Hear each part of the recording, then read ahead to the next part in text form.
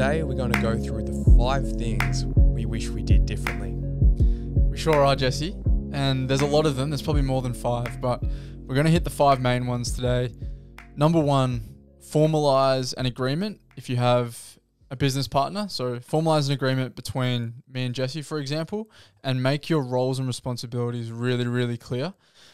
This is one that we see, unravel businesses so often in time. We've got personal experiences with it. We know a lot of people in close circles who have experienced it. Shareholders agreement is often what it's called. Get one of them done day one of your business if you are going into it with a partner. It doesn't have to be that daunting either. You could just jump on Microsoft Word, type out some form of agreement that you both look at, you both put your names underneath, and that's good enough. If it's too daunting, if you don't have any background in a contract, that's fine. And if you don't want to get other people's help, like a professional, just start with the basics. That will hold up. And it's something is better than nothing. Yeah. And Jesse and I did do that pretty early on, but we didn't do it at the very start. And the more time you leave, the more ambiguity there is. So just do that on day one. The second one's a marketing approach. I really wish we put the same amount of time and effort into TikTok as we do with Instagram. I just think TikTok is such an explosive app. It's absolutely changed the game for so many brands. And yet we still today put more time into Instagram than we do TikTok. That is slowly changing, but I wish from day one we just dived in on TikTok. Mm-hmm. Number 3, getting organized so that you can save on shipping costs. This is specific to what we do in clothing and any product-driven business. But early days, we were unorganized, which meant that we were shipping in, using air freight and express shipping, which costs a bomb. And so now we're a bit more organized. We're doing sea freight mostly, and you're talking, 4 times, 5 times more with air freight as opposed to sea freight. So that's one for you clothing brands out there. Get organized 3-4 months ahead of time. Bring that stuff in by sea. You'll be much better for it. Is this money you save?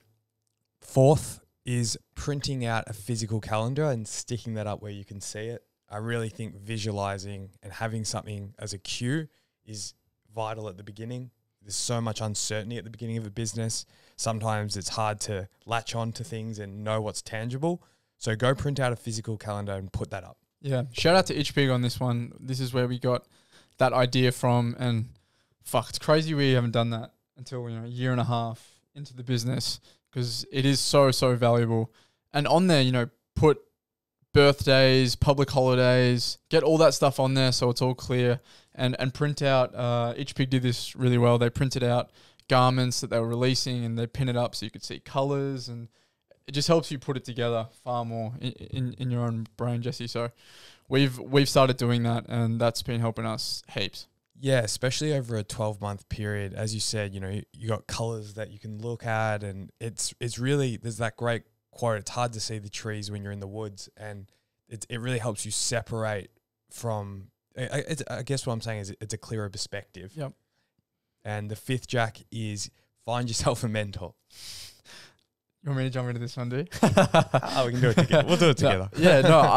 It's mentors are an amazing tool. Finding people that have been where you're going and have done what you aspire to do is so, so valuable. Jesse and I have really put a lot of time and effort into that, probably more so the last 6 months. Wish we did it at the start, because we've had conversations with people that just change our whole perspective on, where we're headed, our business. And, you can have a 5-minute conversation that saves you 5 years. That's literally that impactful, some of these, chats. Yeah. And usually that person, Jack, that mentor is going to be someone way outside of your close circle of friends. Yep. It's likely not going to be your mum. It'll probably be your mum's friend from, primary school or something that, I remember he used to be in that industry. Correct. Why don't you call him, Correct. We actually have one of those that it was my mum's friend's husband who happened to be in the industry, and we've caught up with him a couple of times, and he's been incredible. So yeah, keep your eyes peeled. Look out for those people that, on your outer circles. They're probably not going to come from your immediate circles.